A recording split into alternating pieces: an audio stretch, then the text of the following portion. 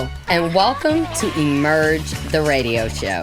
I'm Dorothea Schuler, and I'm so glad you decided to join us. On this week's show, we'll be speaking with Chastity Corbett, the CEO and founder of Social Butterflies Foundation, and Antoine Carey, co-founder and president of Hampton Roads Black Nonprofit Alliance. Of course, a little later on, we'll be making a divine decision with me, Dorothea, and we'll hear Deshana drop some jewels as she gives us her 2 cents on finance.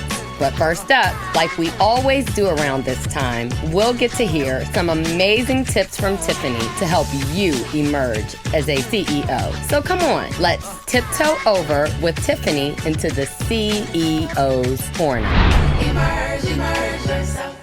You've made it to the CEO Corner, the only place where you will get tips on how to live your best CEO life and emerge to the next level. So on the show, we have talked about loyalty to customers. Now, I want to talk about loyalty to employees. So there are several components to running a successful business, as we all know, or should know, or are learning. Today, we are going to focus on employees. The secret to loyalty is to hire smart, happy, self-starting people with a history of success. Treat them well, pay them well if you can, because sometimes it's a struggle, and give them success training, not just on-the-job training. Work hard to treat your employees good, meet them where they are, use emotional intelligence, which emotional intelligence will be a whole nother CEO Corner topic, and really understand what they need in order to succeed. So as a CEO, you want to have loyalty of your employees. And I'm Tiffany Boyle, and that's my tip from the CEO Corner. Emerge yourself. Well, hi, Chastity. We are so excited to have you on the show today. How are you doing? I'm good. How are you? Good. I can't complain. Deshana, how about you? I'm doing absolutely amazing. Thank you for asking. Good. Yes, that always starts off with a good show when everybody's having a good day, right? Yes. So, Chastity, tell us a little bit about yourself. Well, I'm the founder and CEO of Social Butterflies Foundation, which is a grassroots nonprofit organization that helps lupus and fibromyalgia survivors and their families. And I, too, also am a lupus survivor. Ooh, that is amazing. Look, you got my full attention. So my mom and my oldest sister suffer from fibromyalgia. So I know firsthand. Wow. How I don't even have words to describe what they go through and what I've seen them overcome. So yeah. So thank you. You're welcome. It's definitely a challenge living with any kind of chronic and debilitating illness. So I definitely understand what your mother and your sister are going through. So you gave us a short intro, but I know there's so much of the story behind that short intro. So how did you start the foundation and what were the steps it took? Well, I got diagnosed with lupus the year I just graduated with my master's degree from Norfolk State University. I was in that first cohort for a master's in criminal justice. And basically, after I graduated, you know how the thesis stresses everybody out? They think that the thesis and that time frame, all that stress probably triggered my lupus. So it's something that could have been dormant in me for a while. When I got diagnosed at first, I was just like other people, not sure about what this illness is, what it means for me. It's interfering with my plans for me, because my plan was to go ahead and go to law school by 2006. And when I got the diagnosis, everything just started happening real quickly. They thought it just affected my skin, which is discoid lupus. But by the time January of 2006 rolled around, I started presenting more significant signs from having a pulmonary embolism, pneumonia, meningitis, a mild stroke, epilepsy attack. So by then they knew that I had systemic lupus. And it was a trying time for me. And once I pulled myself up, I was able to start speaking out about lupus and finding out that other people had it too. So I wasn't as alone as I thought. Started advocating for it and going to the walk that the larger foundation has in Richmond. And then I encouraged and pushed them to bring the walk to the Hampton Roads area, because wherever the walks were, that's where they got more awareness and more funding. When that chapter, the DMV chapter of that organization folded, the national office took over. And so all the resources and assistance went away with the chapter. That wasn't suffice for me. And I knew that we needed assistance. research is great, but you also need to be able to live for the day. You got to be able to pay your medical expenses, get your prescriptions, and still be able to pay for your utilities, your rent. So God placed it in my mind and heart to start Social Butterflies Foundation. I already pretty much did most of the legwork by raising awareness in the area. And that's something that we don't just do for the month of May. May is Lupus and Fibromyalgia Awareness Month. We don't live with the illness for just 1 month, so we raise awareness year round. I say it's lupus and fibromyalgia is not a month, it's a movement. And in October 5th, 2018, Social Butterflies Foundation became a registered 501c3 nonprofit. We did the steps like most nonprofits do. You have to go through your state and file for your non-stock corporation and get your EIN and submit the paperwork so that you could become a 501c3. Make sure you register with our charitable regulations for the state of Virginia. And last year, we actually started doing services and assisting and doing activities in the state of Maryland. So we're also registered in the state of Maryland. That is awesome. So where did the name Social Butterfly come from? I'm a member of Delta Sigma Theta sorority, and my line sister used to call me a social butterfly all the time because she said, no matter where I go, I can make a friend, so I got it from her. And it just so happens that one of the telltale signs for lupus survivors, they usually would get a butterfly rash over their bridge of their face. It just connected. I guess it was ordained. Oh, wow. I didn't know that. It's very nice that that it's connected like that. You're right. It definitely is ordained. And we thank you for all of your hard work and you reaching so many people and really helping them, the people who have lupus, the survivors, the caregivers, all of them, because we know it takes a village to go through that. We really appreciate it. So tell us about this journey of how you emerged from 2018 to now you're opening up, I guess, a center, and not a center, but you're starting to do work in Maryland. That is pretty cool. Expansion. We love it. Yeah. When the pandemic helped push us in that direction because we did our in-person walk in 2019. And then, COVID, everything shut down in 2020. And so we had to start doing virtual events. So we made the walk a virtual walk. When we opened up to doing a virtual walk, we got support from all over the nation. We even had people in Guam registering for the walk. So it was like, oh, wow. People are starting to be aware of who we are and what we do, and they're supporting. As more and more people were coming from Alaska and all these other, even the UK, we were like, okay, so we need to start expanding some. But for us, how you have to step your foot in a little bit where you're close to. We're not going to be able to have a chapter in all states, but we have board members that are in Maryland and the DMV. So our goal is to do Maryland and then maybe next year hit North Carolina since the states are so close to each other.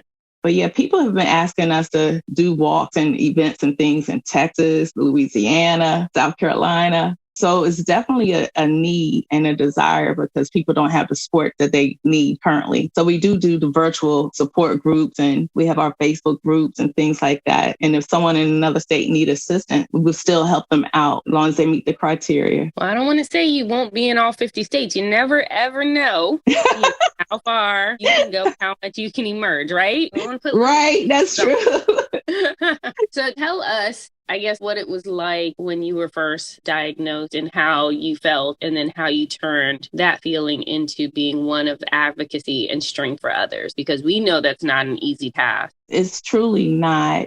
Honestly, when I got the diagnosis, I felt confused, alone, hurt, scared, not knowing what was going to happen. And I had a conversation with my mom and my sister on three-way, and all of us boo-hooing and crying. And I remember telling them, at least I know what I'm going to die from. That's how devastating that news was for me. But I'm not going to allow this illness to defeat me. So once I got through, you go through your grieving stages. I got through the crying and boohoo, and now it's like I'm ready to fight and I need to learn more so that I could be able to advocate for myself, because you are your own best advocate. So I know what to ask the doctors, what I need to know. How can I manage this illness? How can I get the flares so they won't be so persistent or, debilitating? So yeah, it was hard. It was real hard. But once I started speaking out and finding out there was other people would say, oh, my aunt has lupus. Or someone would come say, oh, I have lupus. But people are so quiet. It's like they keep it like their dirty little secret. You know how you have a little family secret? Shh, you don't tell nobody what's going on in your family. It's like one of those illnesses where a lot of people don't want to come forth because they're concerned about what people are going to think. concerned about their job, if their employer is going to be willing to work with them, because you do have times where you may miss some days from work because you just simply cannot move. There's going to be times where you're going to be extremely lethargic. And to some people on the outside, they probably just think, oh, you just being lazy. But no, our tired is totally different from somebody else's tired. You know, even with the fibromyalgia, there's probably times when your mother, sister, you can't hug them as tight as you want to because it would hurt. You know, you wouldn't think a hug would hurt, but it can. You know, it's funny you brought that up because I remember growing up and seeing my mom and sister being sickly and not understanding it, right? So to me, I hate to say it, I'm just like, you know, they're faking, they're putting on like, okay, we only went to the mall and walked around for a couple hours. Like, how are you so tired? You can't get out of bed for the next couple of days. So when they were finally diagnosed, you know, years after going to doctors, finally being diagnosed, and they're like, it's like every nerve in our body is overacting. And they're like, and that's tiring. They're like, so you're already tired. And then we have to do other stuff and it makes you even more tired. They're like, you don't know how much of a struggle it is just to get out of bed, just to go to work, you know, just to do these things. My mom's like, it's a chore walking to the mailbox someday. She's like, a flare up is nothing I would wish on my worst enemy. And I'm like, are you serious? It's crazy. Yeah, they're telling the truth. And people do look at you and they'll see your outward appearance and be like, well, you don't look sick. And I'm like, well, please tell me what sick is supposed to look like. Right. You know, give me a definition or some kind of visual. How is sick supposed to look?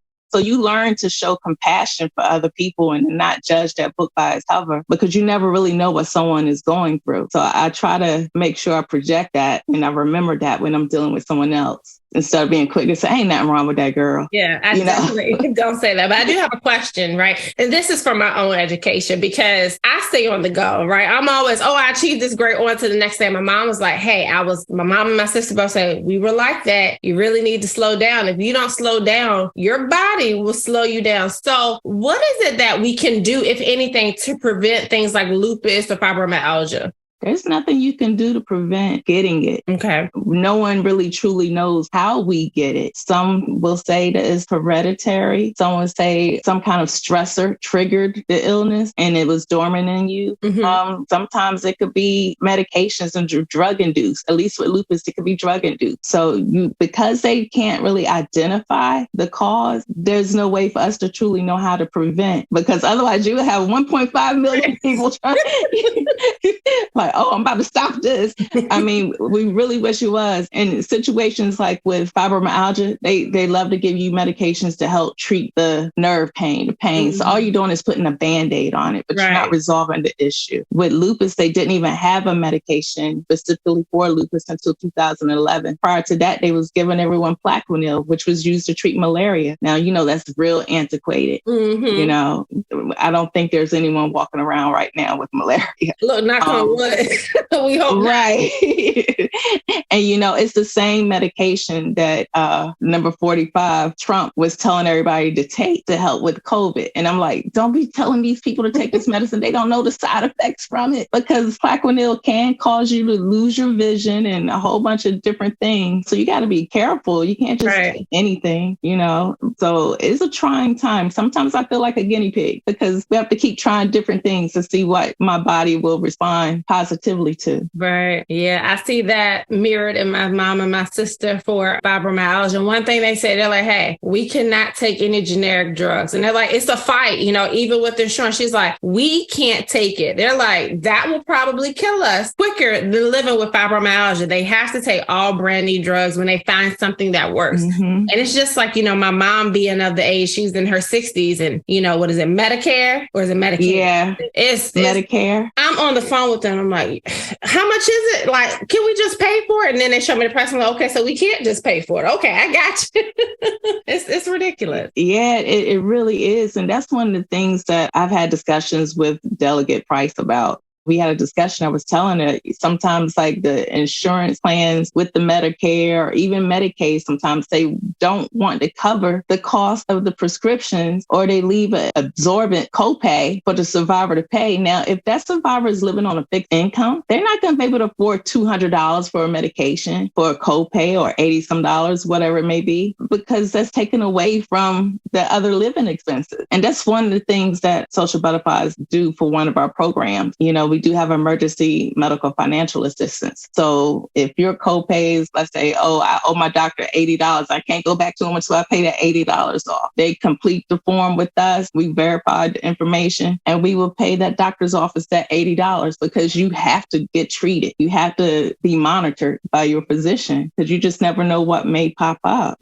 That is very true. So tell us about the programs that you do have, because you just mentioned the emergency fund one, and I'm sure you have plenty others. And then also tell us like your revenue sources, like how we can support you. We have, like I said, the emergency financial assistance to help with the medical bills, prescriptions, utilities. Sometimes people need help with utilities. We have a college scholarship. We don't want children not to go to college because their family can't afford it. So we've been fortunate enough to get support from Dominion Energy and some other grants like through Langley Federal Credit Union, Walmart grants. We try to find as many grants as we can to help cover the cost of the program. So they help us to be able to give like a $2,000 scholarship to a young survivor or the child of a survivor. We have our wig outreach program. There's been hair stores, beauty supply stores that's been donating unit or donating a gift card so that if someone develops alopecia because of either the medications they're taking or the illness itself, then they could come to us and we could help them get a hair hat. Instead of a wig, we call it a hair hat. But our wig outreach program doesn't just teach people how to install wigs or to wear wigs. We talk about the inside too. So we work inward and out, like different good foods that you should be eating to help. Water, the juices, the foods that cause inflammation that we should stay away from. So it looks at the whole body when it comes to the beauty. And we have our care outreach program. That program consists of different things. So it could be our holiday outreach. We adopt families during the holiday and have like a holiday party and give them gifts and things like that. Food. We did back to school backpack drives with the backpack filled with school supplies. Even if someone's going through bereavement or they've been hospitalized or they just had a baby or, they just celebrated a huge milestone. We're there to celebrate, cry with you, laugh with you, all of it. So we let you know that you're not alone in this walk, in this journey. You're not alone. We're here with you. We do our summit and health fairs where we connect the survivors and families with the medical community. And so they can also learn what other resources are available for them. What else we got? Gosh, we definitely do advocacy. Right now, we're working hard to try to get license plates for fibromyalgia and lupus because currently DMV does not offer one. So that specialty plate would be so crucial because it will help raise awareness. At the same time, the state donates $15 to the organization for each specialty plate that is sold. Can you imagine how many medical bills we could help pay with that? So, but we have to get 450 pre-orders for lupus and 450 pre-orders for fibromyalgia before Delegate Price could create the bill to go to the General Assembly. Once we get that, we pretty much would have the plate and the awareness that we need. Can you imagine driving down the street and your mom saying, oh, she has fibromyalgia too? It also boosts us up. It makes us feel good. We're not happy that you have the illness. We're just happy that we're not alone in this. So it's so many different things, different ways that people could help too. Volunteering. We have our butterfly walk coming up. Volunteering, the donations, monthly recurring donations. You might want to each month donate $5 or $10. That's just Starbucks coffee in Danish. And put it towards a good cause. That helps. Every bit helps. And we do have our online store on the website now where you could get fibromyalgia or lupus awareness items. And all the proceeds from the sales from the store goes back into helping survivors and their families. So, okay, can you repeat again? Where's that walk going to be? The butterfly walk is going to be Saturday, June 10th. From 5 to 9 p.m. at John B. Ty Stadium in Newport News. Oh. And you can register for the walk by going to butterflywalkforlupusandfibro.org. Awesome. Now, if people are interested in learning more about your resources, keeping up with your events or donating, let us know your website, your email, your social media, all that good stuff. Socialbutterfliesfoundation.org is the website, and it's the same handle for our Instagram and our Facebook, Social Butterflies Foundation. We even have Twitter. So yeah, people still use Twitter somehow. So they could do that. And plus our office is located on Thimble Shoals Boulevard, 749A Thimble Shoals Boulevard. And they can always give me a call at 757-598-4532. Awesome. Now I do have one last question for you, and it is our signature question. What does the word emerge mean to you? Gosh, when I hear the word emerge, it makes me think about like the phoenix rising from the ashes, emerging from the ashes. Something new, something fresh, something better than what you shedded. Awesome. Well, thank you so much, Miss Chastity. It's been amazing having you on our show today and hearing more about all you're doing to support lupus and fibromyalgia survivors. We truly thank you. Thank you so much for having me. You guys are awesome. Oh, thank you. You too. You are awesome. Make sure you tell your mom and your sister to come out to the wall. Oh, I'm already about to text. Emerge, emerge yourself. Attention RMAs, CNAs, LPNs, and RNs. Exclusive Medical Staffing is looking for you. Seeking higher pay and better contracts? Then Exclusive Medical Staffing is your answer. We have relationships with some of the best decision makers in the healthcare field. They can set you up right in your career. Take this number down. Call 757-916-5546. That's 757-916-5546. Now hiring for day and night positions, 7 days a week. Open positions throughout Hampton Roads and the surrounding areas. We're looking to fill positions now. All positions start at $20 and up based on your experience. RMAs, CNAs, LPNs, and RNs. Connect with Exclusive Medical Staffing today. If you're looking to upgrade your work life, get paid what you're worth, and have a better work-life balance, call now. 757-916-5546. 757-916-5546. We want to get you hired today. Tom has been a teacher for over 40 years. One day, I think one of the students had asked the question and he didn't remember the answer. And I also noticed that he was letting his class out earlier than they were supposed to let out. I was really starting to worry. Levi and I talked about how it would change our lives, but he was there beside me. When something feels different, it could be Alzheimer's. Now is the time to talk. Visit alz.org/ourstories to learn more. A message from the Alzheimer's Association and the Ad Council. Students, when I call the reason for your absences throughout the years, please exit the auditorium without your high school diploma. Too tired, family trip, sick day, starting the holidays early. Starting in the 6th grade, students who miss 18 days or more of school in a year for any reason will fall behind and risk not graduating high school. How many days of school has your child missed this year? Absences add up. Keep track at boostattendance.org. Brought to you by the U.S. Army and the Ad Council. Live Vape Free is a free program focused on helping parents and other concerned adults talk to young people about the harms of e-cigarette use and vaping. There are videos, live chat, toolkits, and activities to begin the conversation about vaping. Live Vape Free is also for young people who want to quit using e-cigarettes, Juul, or vapes. Virginia is for vape-free teens. Learn more at livevapefreeva.org. Brought to you by the Virginia Department of Health. What if one day you went to your secret hiding place? You know, that spot that only you know about? And instead of what you came for, you found something a little different. What if instead of your private stash, you found a simple phone number, 1-800-662-HELP? What would you do? Would you stop and give it some thought? Would you make the call? The truth is, all drug use comes with risk. Before those risks become real, before drugs turn your life upside down, before drugs take their toll on you and your family, know that there is help.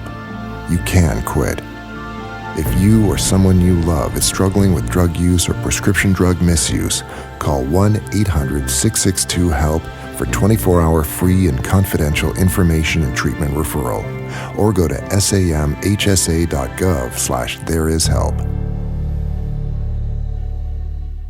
When I was a gang leader, we probably did business together, because when people like you buy knockoffs on the street, often the money goes to gangs, and gangs use this easy money for other activities. In other words, they're getting a lot of bang for their buck. Counterfeits hurt, but you have the power to stop them. Go to www.ncpc.org/getreal. A message from the National Crime Prevention Council and the Bureau of Justice Assistance, U.S. Department of Justice. To protect his home and family from disaster, Steve used courage, wisdom, and his camera phone. That should do it. Way to go, Steve! By simply taking digital pictures of his family's important documents, Steve can always have them stored safely online, no matter when disaster strikes. Learn other simple ways to protect your home and family before a natural disaster at ready.gov. That's ready.gov. A message from FEMA and the Ad Council. No matter how large or small your digging project may be, no matter how urban or rural, you must always call 811 before any digging project. 811 is our national one-call number, alerting your local utility companies to come out and mark any lines they have near your dig site. So before you do this or this, make sure you do this. For digging projects big or small, make the call to 811, brought to you by Common Ground Alliance.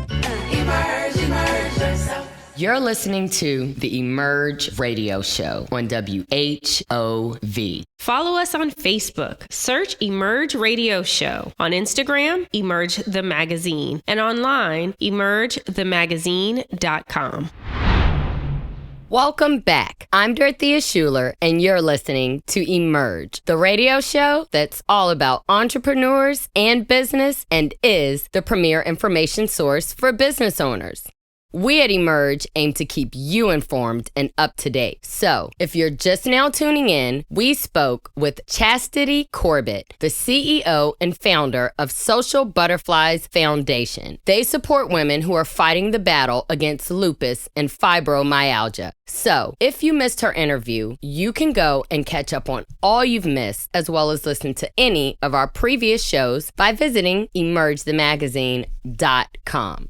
Okay, so every living being inevitably operates and proceeds throughout the course of their life based upon a series of decisions. A decision is a conclusion or resolution reached after consideration. And divine means excellence, so we're making an excellent choice. Keeping those principles in mind, let's make the divine decision today to practice self-control. The current no-filter culture has to stop. There, I said it. Nobody wants to admit it, but I said it for you. It has led to a society where people have become so conditioned to unhealthy and abusive behavior towards each other that it is viewed as a changing of the times. No filter has become synonymous with raw, unabashed, unprovoked commentary with no tact or accountability. From my perspective, this lack of self-control should not be passively condoned or accepted as a social norm. Let's get into the definition. Self-control is the ability to control oneself. Sounds simple enough, but in particular, it's the ability to control one's emotions, desires, and one's behavior, especially in difficult situations. Yeah, that is a lot to take in for some people. Let's sit with that for a moment. Possessing self-control gives us the ability to create and foster an atmosphere of peace. Circumstances will undoubtedly arise and test us, mentally and physically. Listen, we've all been in situations where we fly off the handle or we panic and say or do something that we regret later on, whether we regret our behavior in the moment or the consequences following that behavior. Those moments are understandable, and we should give ourselves grace as we hold ourselves accountable. But in trying to emerge into a healthier and better version of ourselves, let's take a moment to ask, how did that behavior benefit us? Did what I said hurt someone that I care about? We cannot get those moments back. But moving forward, we can take a moment to embrace self-control. As I mentioned earlier, it's a wonderful fruit of the Spirit that helps us birth peace into situations by diffusing moments that would otherwise lead to strife and confrontation, hurt feelings, and malcontent. For this very reason, make every effort to add to your faith goodness, and to goodness knowledge, and to knowledge self-control, and to self-control perseverance, and to perseverance godliness, and to godliness mutual affection, and to mutual affection love. Today, I challenge you to make the divine decision to embrace more self-control, knowing that it will ultimately help to shape a path that reflects the light of excellence in our lives. This has been another Divine Decision with Dorothea. You can be a part of Emerge by submitting your response to our signature question, what does the word emerge mean to you? Share that with us on our IG at Emerge the Magazine. This week's response is from Nicole Hogan, financial advisor. Hatch your idea and grow it to the sky. Yes, Nicole, that's right. Let's emerge and grow to the sky. What? Sky's the limit? I love that answer. You can follow Nicole on IG at knickknack1083. That's NICKNACK 1083. Thanks for listening to Emerge the Radio Show. Up next, we'll be speaking with Antoine Carey, co-founder and president of Hampton Roads Black Nonprofit Alliance. Emerge yourself. Hello, Antoine. How are you today? I am well. I'm blessed to be here. Thanks for having me. Awesome. We are so excited to have you on the Emerge Radio Show. And we look forward to talking to you about all the great things you have going on. So just start off by introducing yourself. Okay. My name is Antoine Carey. I'm the owner of Faden & Company Barbershop and Barber Academy here in Fredericksburg, Virginia. Well, that is awesome. How long have you been the owner of that barbershop? I've received my master barber license in 2014. I was blessed to open Faden & Company Barbershop in 2016 and Faden & Company Barber Academy in 2020. So talk to us about that process. First, why did you want to open a barbershop? You know, a little background, I received my barber's license while incarcerated. Upon coming home, I was given a job at Kingdom Cuts Barbershop, which is downtown Fredericksburg. And through that position, I was able to see other business owners that were opening their shops throughout the day. I don't necessarily believe in glass ceilings, so just because I was able to witness the owner and spend time with him, I knew that this was something that I could acquire myself, and I wanted to go to the next level. Nice. I like it. So how did you know you were capable of doing this? To be honest, I can't say that I did know that I was capable, but I wasn't afraid of the unknown either. I felt that even if I didn't have the skills that was necessary, I felt that I was in position and I was surrounded by the resources needed in order to construct something. And I felt that was enough to not let that opportunity get past me.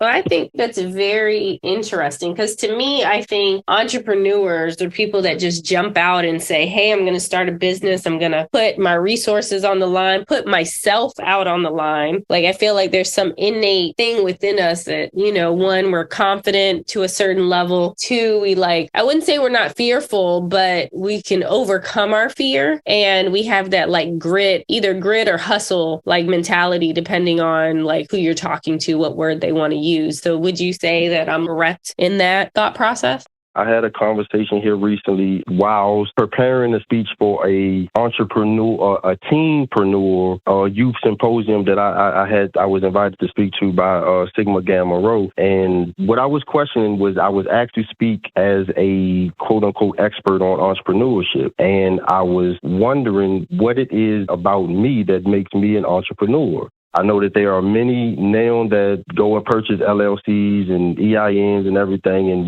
realistically, with just that LLC, you at that point are a business owner or entrepreneur. But I know that it requires so much more than that.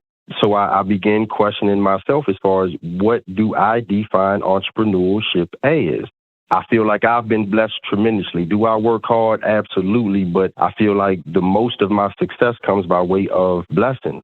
That which I feel is definitive of an entrepreneur is one that is able to utilize the resources that are already available in order to create something. So whereas I know that, because we'll say this, in order to have success, I feel that you must have a team, like it requires a team. And whereas I may be the brains, I only use the brains to compile all of the resources that were already accessible to me, if that makes sense. I think it makes complete sense. I'm happy you did that and you pushed forward and did what you wanted to do. And then you were successful at it, emerged into an academy from there. So talk to us about, I guess, kind of like the growing pains from when you started your barbershop to growing it to then starting an academy. What was that like? Oh, the pains is still coming. I think with any level of growth comes added responsibility. I just published a book not too long ago, From Whom Much is Given, Even More is Required. I would say the greatest challenge is also, I guess you would say risk and reward is like constructing a solid team. And, they always say, good help is hard to find or whatnot, but like just being able to surround yourself with like-minded people, even when they can't necessarily see the vision. Finding a way to incorporate other people's goals and their dreams into yours and, to move all of them in the same direction. The other fears or pains that I had, never been afraid of failure. I know that's when innovation happens is, through failures, and failures are required for success. Failure was never so much a determining factor, especially given my background. Like, I've unfortunately been accustomed to taking some losses. Because of those losses, I always feel like I'm behind the 8 ball. I'm running behind, and when I've missed a lot of time. So any and everything that I can do is like now is the time to be everything except for afraid. Right. Yes. Yeah. I totally agree. So how did you go about getting your team and making sure they were a good team? Okay, so now we can speak to the Barber Academy. In the barber and beauty industry, most people that service the community are doing so illegally because it is required by the state of Virginia in any state to have a license to offer these services. So I had a barbershop, I needed barbers, but the barbers that were presenting themselves to me were not licensed, nor educated, nor interested in doing either. So the Barber Academy, that problem that I faced with staffing barbers presented another opportunity to, okay, let me educate and breed the barbers that I want to employ, still while staying true to my why, and that is preventing opportunities for those that, have similar circumstances to myself. I absolutely love that. Like, you see a problem, let me figure out how to create a solution, like not come up with a solution, but you created a solution internally to fund, not fund your business, but like to keep your business going and to grow it. I also utilizing if I can cut you off, also utilizing the resources that was already available to me. And those were the barbers that was coming to me that had no interest in these things. I had plenty of them already. Right. The entrepreneur. So Antoine, just listening to you talk, right? I can tell that you are super humble, but you're very passionate about what you do. And I don't think you're giving us all of it, right? I know we talked about your barbershop. We've talked about the Barber Academy, but I follow you. And I recall maybe some years ago, did you or did you not put out a movie? I was blessed to debut a documentary, Fade in Full, the story of Antoine Carey, actually on my 5th year anniversary from being released from the Department of Corrections, 2019. You can say these things like it's not a big deal. You put together a whole documentary. And Tiffany, let me be clear, had a whole release, like people were dressed to the nines, very elegant, very handsome, very beautiful. And they showed up for Antoine. So I need you to just take that moment and brag on yourself a little bit about that project. Right. Because now I'm a little mad because I'm like, wait a minute. We had all this whole backstory. You did not share. All right. So I will say this, like I'm big on celebrating small victories. I am. And all right, so I'll say this. You speaking of it the way that you did, you already did that for me. You already gave me everything that I could get from that. You just gave that to me. The main objective for the documentary, which I feel like it did not return void, was I think it impacted some people. I think it gave exposure. I was offered a lot more speaking engagements as a result of that. So I was able to form relationships or actually get in front of people to talk about whatever it is that they made and needed to specifically speak on or address or whatnot. So it's like, yes, it was a thing. I'm not diminishing it at all, but that wasn't necessarily the objective. Now, I did put out a documentary like, yeah, it's dope. I think it's absolutely dope. It was at the movie theater, which I wasn't even aware that was a thing until we was looking for, where's we going to show it once we finish filming it. And, just so happened like, yo, you really can rent the movie theater, just like you could rent a Masonic Lodge or whatnot. So like, that was cool. So, but if we are going to put it here like we do, I want to create an experience. So we did have a red carpet and, it was a black tie affair, and shout out to Orleans Bistro, which we, had a little slight after party. Like it definitely was a thing. But more importantly, is like I just wanted to get the message. That's awesome. And it sounds like a good time. And what's the name of the documentary? The documentary is entitled Fade in Full, the story of Antoine Carey. It is available on YouTube, and it is also available at fadingthecompany.com.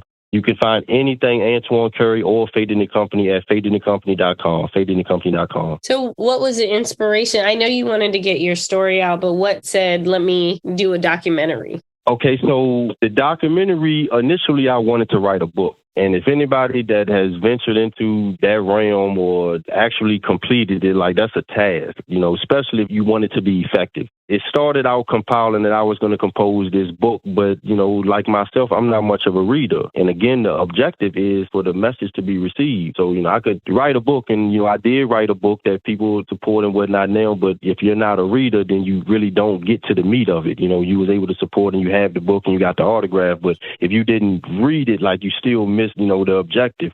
But a documentary, I was blessed to meet Tawan Brown. Shout out to Tawan. Awesome photographer, and I was able to share with him what I wanted to express in the book, and he was able to bring that to life by way of a visual.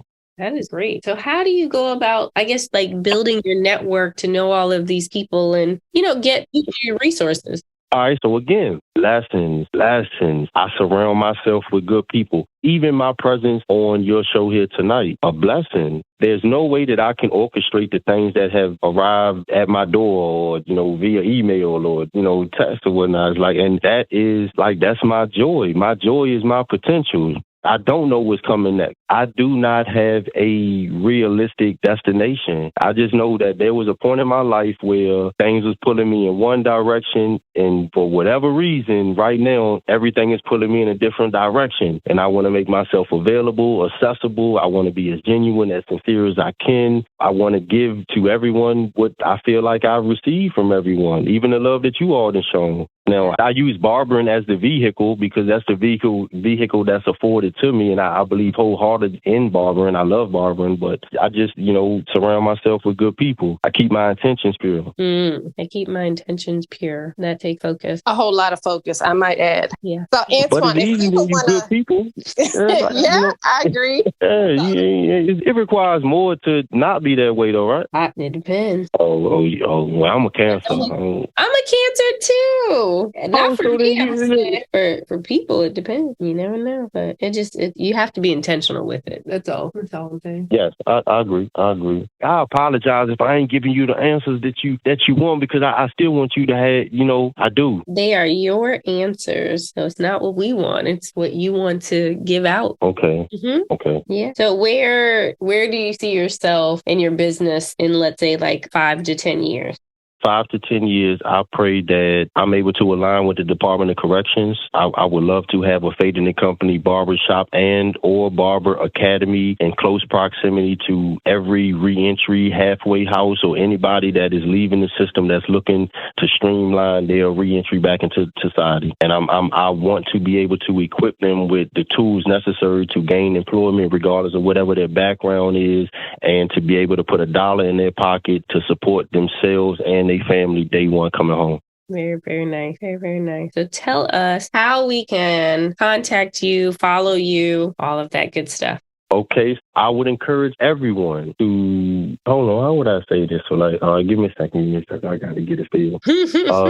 Get feel right. No, because some people get on the YouTube and they tap in and hit the subscribe button and just then third. I don't got one in the rundowns like that. I would encourage everyone to not only follow Faden & Company, but the products, the fruit of Faden & Company, because you know a tree by its fruit. I would encourage you to not only follow Antoine Carey, the story of Antoine Carey via YouTube, Fade in Full, the story of Antoine Carey. I would encourage you to get the book, which is the continuation of that story, which is From Whom Much Is Given, which is also available on Amazon and or FadenandCompany.com. Additionally, watch the fruit. Watch what comes from this, because truth be told, there are way more profound stories that is coming under the umbrella of Faden & Company that far supersedes Antoine Carey. That is what I would tell everybody, stay tuned. Don't even necessarily look for us. We will be where you are at. If it's for you, it's for you. That's right. If it's for you, it's for you. You can't miss it. You can't deny it. So, Antoine, what is your social media where we can find you on Facebook, Instagram, all that good stuff? Okay. I am Antoine Carey, Antoine. On Facebook, on Instagram, I am Faded & Company, as well as Faded & Company Barber Academy. You can find the links to each of the social medias on the website, FadenandCompany.com, as well as our Bookski app, which is a link to be able to book directly from your phone with any of our barbers or our apprentices and barber students. Awesome. Now, we have one last question for you, and that is our signature question. What does the word emerge mean to you?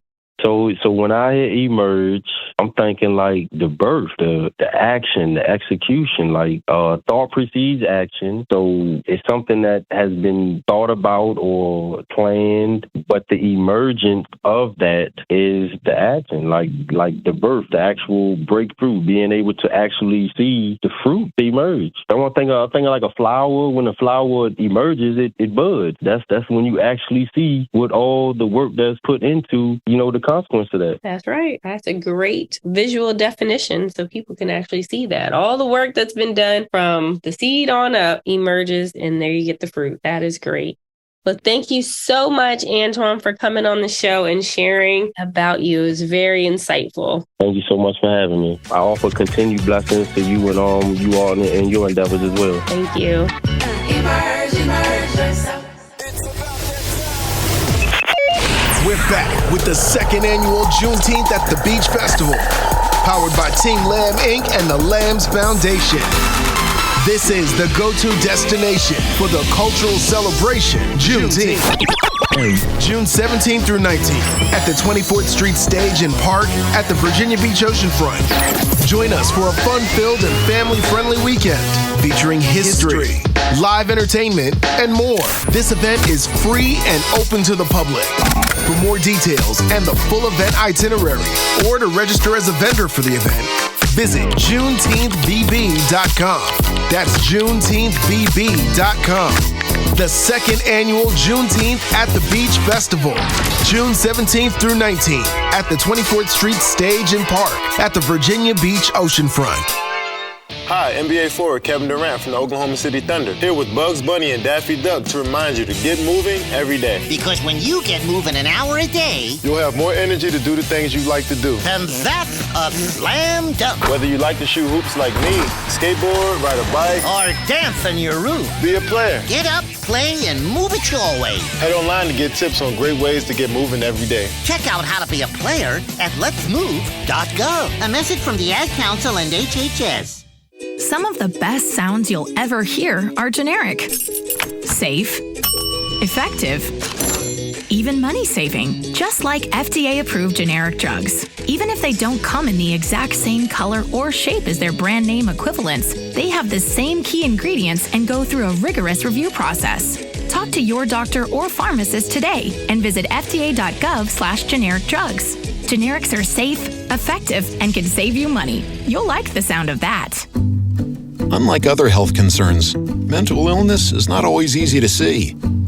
Depression won't show up on an eye chart, and you can't measure it on your bathroom scale. Sorting out a mental health concern is not something to attempt on your own. You won't find a bipolar disorder by looking at a thermometer. Like many other health conditions, help for mental illness takes professional diagnosis and treatment. Anxiety won't just go away under a stick-on bandage. So the sooner you seek treatment, the better. If you or a loved one has a mental health concern, don't go it alone. Find out what to do. For 24-hour free and confidential information and treatment referral, call 1-800-662-HELP. Learn more at samhsa.gov/support. That's samhsa.gov/support. It's me, your heart. High blood pressure is serious, and if you think I'm just gonna keep ticking away, you're wrong. I can quit whenever I want, but I like my job. Just treat me better. Maybe we can do some exercise on occasion? After all, we're in this together. Don't let your heart quit on you. High blood pressure can lead to a stroke, heart attack, or death. Get yours to a healthy range before it's too late. Find out how at heart.org/blood pressure. A message from the American Heart Association, the American Stroke Association, and the Ad Council. Adopt US Kids presents What to Expect When You're Expecting a Teenager. Learning the Lingo. GOAT, G-O-A-T, acronym, stands for Greatest of All Time. As in, spaghetti sandwiches for dinner? They're my fave. Dad, you're the GOAT. You don't have to speak teen to be a perfect parent. Thousands of teens in foster care will love you just the same. Visit adoptuskids.org. Brought to you by the U.S. Department of Health and Human Services, Adopt U.S. Kids, and the Ad Council. I started going cold turkey. Well, at least when I'm in the car. I know I shouldn't do it, but it's so hard to stop. That's why I hide it from myself, so I won't be tempted. I used to do it all the time. I stopped by locking it in my glove compartment. My friend used to do it way too much. Now I turn it off when we're in the car. My solution is simple. I just don't do it. There are lots of ways to stop yourself and others from texting and driving. How will you stop? Tell us at stoptextstoprex.org. Brought to you by the National Highway Traffic Safety Administration and the Ad Council.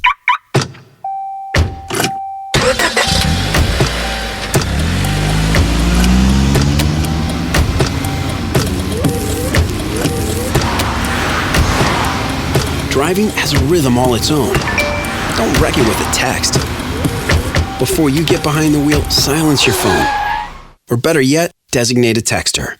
For more text-free driving tips, visit stoptextstoprex.org. Brought to you by the Ad Council and the National Highway Traffic Safety Administration. Emerge yourself. It's Emerge Wednesdays on WHOV 88.1 FM. Follow us on Facebook, search Emerge Radio Show. On Instagram, Emerge the Magazine. And online, emergethemagazine.com. I am Deshana Kemp Garnett, and it's time for my 2 cents. Hello and happy Wednesday. I'm back again, y'all. I'm ready to share my 2 cents. And today I want to talk to you about preparing for summer weather, because let's face it, it's starting to get warm outside, and I know all of us are ready to be outside. But before we get too excited, let's make sure we're prepared and we have a plan to not overspend. So today I want to share some friendly tips for both personal and professional life. And this is how we're going to approach summer in a budget-friendly way. So the first tip, let's think about cutting the cord.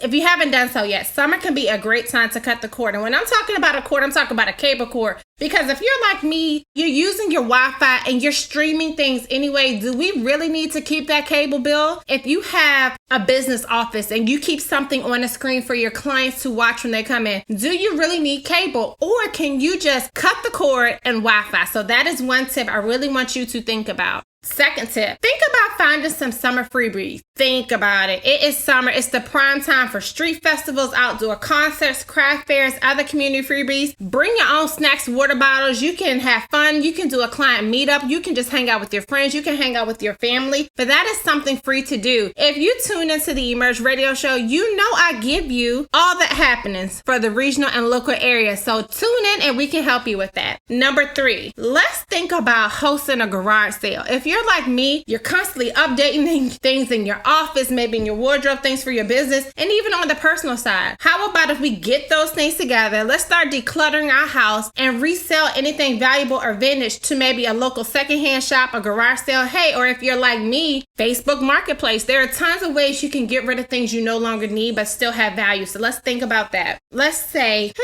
what about if we want to go on a day trip? Y'all, this is gonna hurt, but do not bring your credit or your debit card. Bring enough cash with you so you can make sure you don't overspend. Prioritize what's important for you to be spending. I know we want to have a good time, but you don't want to be out having a good time for a couple of hours and then somehow you end up broke. So when we're going on these day trips, let's leave the cars at home and let's only bring cash. And the last tip, we're going to talk about vacations. So most people don't want to take a family vacation or any type of vacation just before school starts. So you'll probably be able to find better prices and less crowded destinations the last week of August. Also, when you're thinking about vacation, if you're up to it, how about booking a hotel room with a kitchen in it? It might cost a little bit more, but you'll probably be able to save an amazing amount on your food. So these are just a few of the tips I have so we can approach summer in a budget-friendly way. I'm Deshana Kemp Garnett, and that's my 2 cents. Here's what's coming up in Hampton Roads. Let's take a look at some regional and local activities. What's next? Removing barriers for success. You are cordially invited to What's Next meet and greet, 6 o'clock in the evening, Friday, June 9th, 2023 at the Virginia Living Museum. Proceeds from this event will assist in workforce opportunities in the Hampton Roads area. For more information, email latashawhatsnext@gmail.com. June 10th, 2023, 12 noon to 2 p.m. Community free giveaway. This will be at 3100 Butternut Drive, Hampton, Virginia. Hot dogs, chips, drinks while supplies last. The Heart of Giving Inc. and Sixth Mount Baptist Temple host this event. We hope to see you there. The second annual Juneteenth at the Beach 2023, hosted by Team Land Inc., June 17th through 19th. This will be at 24th Street Stage and Park, 2400 Atlantic Avenue, Virginia Beach, Virginia. For additional information, visit juneteenthvb.com. Ladies, do you need to hang out? Thursdays are Ladies Night, June 22nd, 7 o'clock p.m. at Prime 255 Norfolk, Virginia. This is hosted by Ladies Around the Globe 757. Emerge presents Emerge Your Business Networking Mixer every fourth Wednesday at The Landing at Hampton Marina, 700 Sutlers Landing, Hampton, Virginia. A special thank you for the guests on today's show. To listen to past episodes of the Emerge Radio Show, visit emergethemagazine.com. Emerge yourself. You've been listening to the Emerge Radio Show. All opinions expressed on this show are that of our guests and may or may not be shared by the Emerge Radio Show staff. Follow us on Facebook. Search Emerge Radio Show. On Instagram, Emerge the Magazine. And online, emergethemagazine.com.